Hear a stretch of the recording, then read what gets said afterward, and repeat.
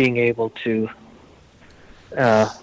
understanding of, how a refractometer works and, all the different tools and instruments in making mead are, pretty basic, but they're kind of fun.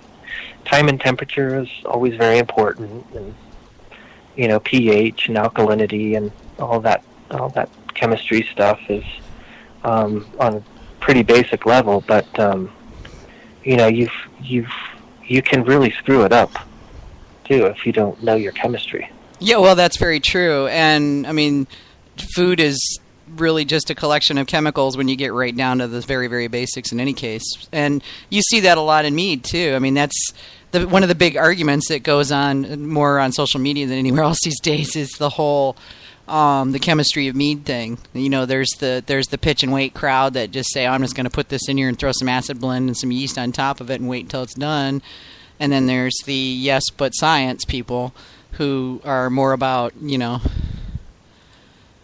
making sure that all the numbers match up and that things are even the way they're supposed to be, and that the balance is there and all of that stuff. Yeah, I mean, and you can have all of the guessers, until you start getting up to 450 gallons and you've got $2,000 worth of honey that you're going to play with. Yeah. No. Yeah.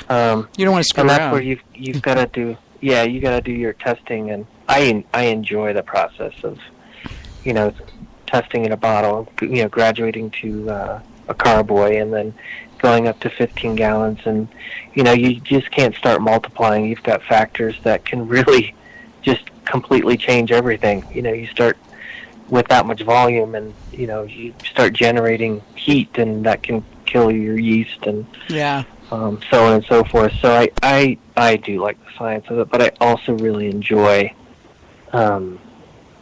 just wild harvesting, different ingredients, and playing. I lived in Kona, Hawaii for 9 years, and I developed a coffee mead that is out of this world. And if you've never had Irish coffee, your first Irish coffee should be a Mead Irish coffee. It is amazing. If I liked coffee, that would sound really appetizing, but I don't like coffee. The funny thing is I like coffee meads, though. Every coffee mead I've tried, I've loved. Yes, they're tasty.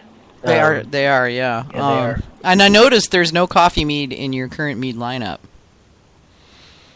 No, it's still in the carboy right now. Oh, okay, so it's coming. Yeah, it's coming. Can we ask what kind of coffee? There's a lot in the pipeline.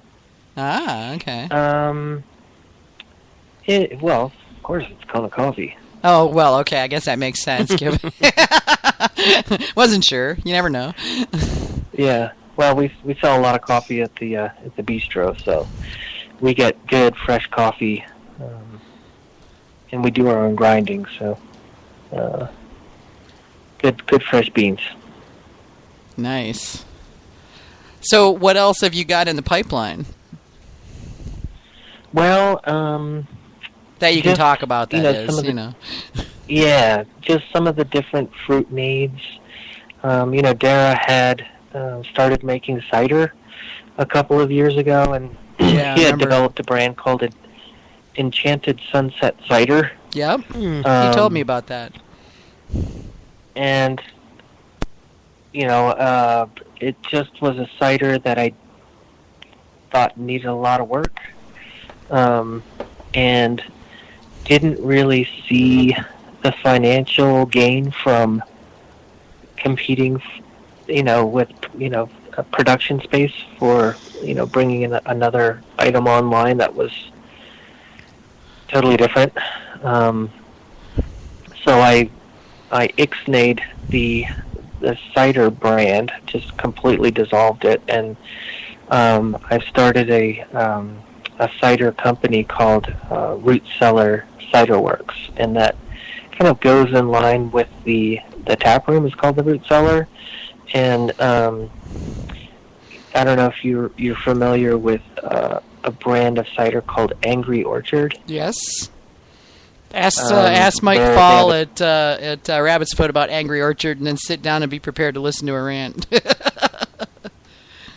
Well, their tagline is branch out, sort of a double entendre about expand your horizons. There's more than just beer and wine out there, folks, so try one of these.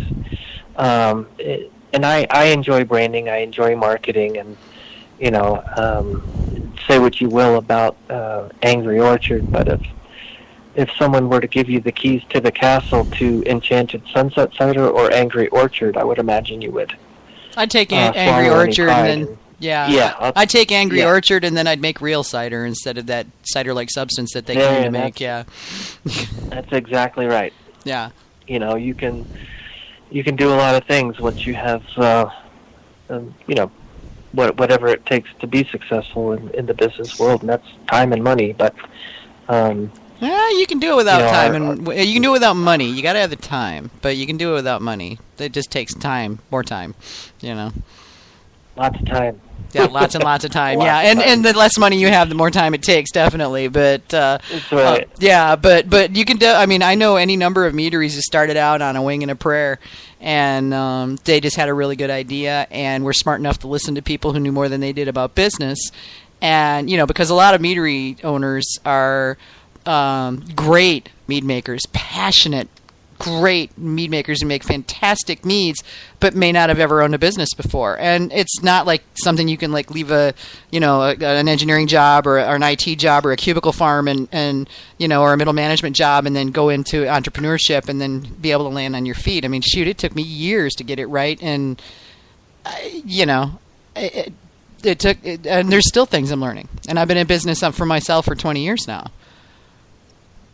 Right. So, I definitely took that philosophy when I, took over Falcon and got rid of the Enchanted Sunset Cider brand, and we're rebranding it to be Root Cellar Cider Works. And, to answer your question about what do we have in the works, and that is a little bit of market differentiation where we plan to not only introduce people to Mead, but also to Cider, which is I don't have to explain what Cider is, but that's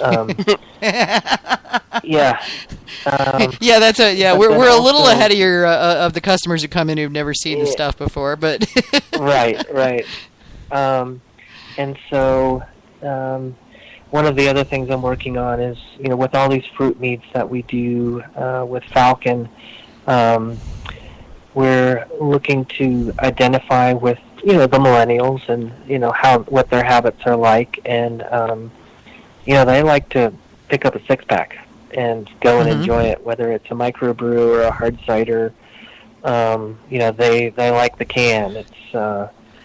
It's recyclable. There's a lot of area for branding on it. Lots of different reasons. But one of the things that I found with making all these meads is you get a lot of what I call remnant meads, where you might have 5 or 10 gallons of 6 or 7 different types of mead, and what do you do with that?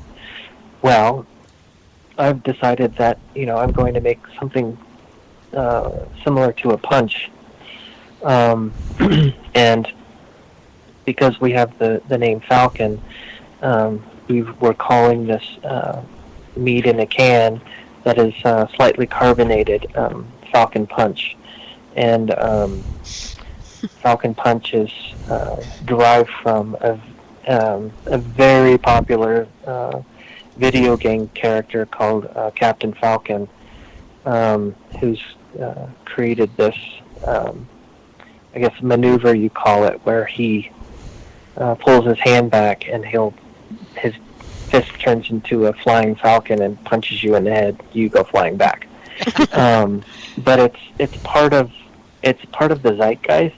It's become the vernacular of how people speak, which is very different than how we spoke 15 years ago. LOL didn't mean anything, 15 years ago, or really even 10 years ago to a lot of people. And then if you look at, how a lot of people are expressing themselves. Falcon Punch has taken on this whole sort of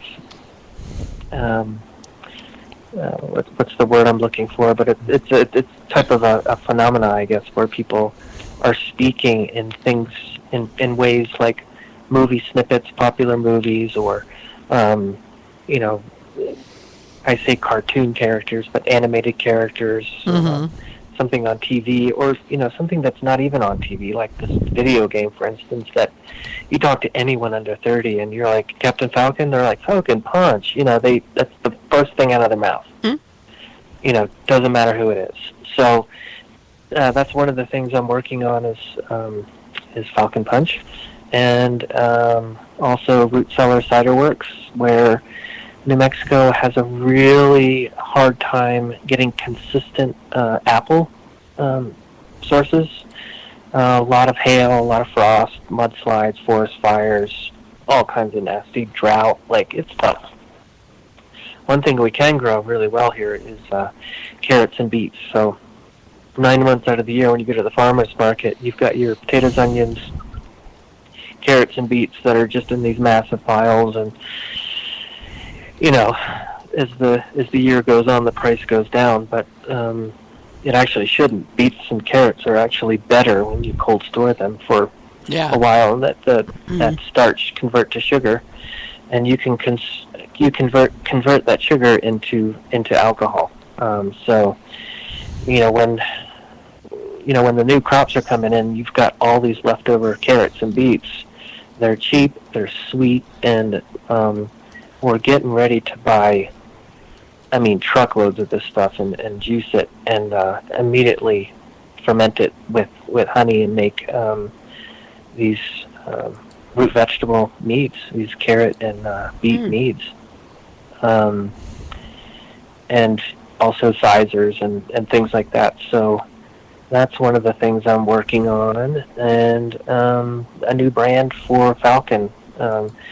It's this logo is about 15 years old. It's it's been great for Falcon, I guess, up until now, and it's just I think that the Falcon name is a really strong brand.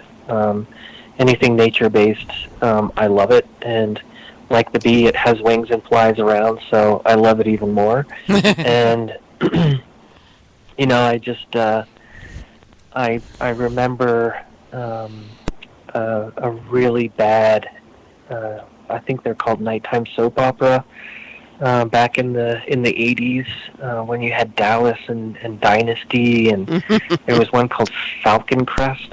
I don't know if anyone out there remembers my mom Falcon Crest, watched that show religiously. Oh God. Yeah, but nighttime soaps.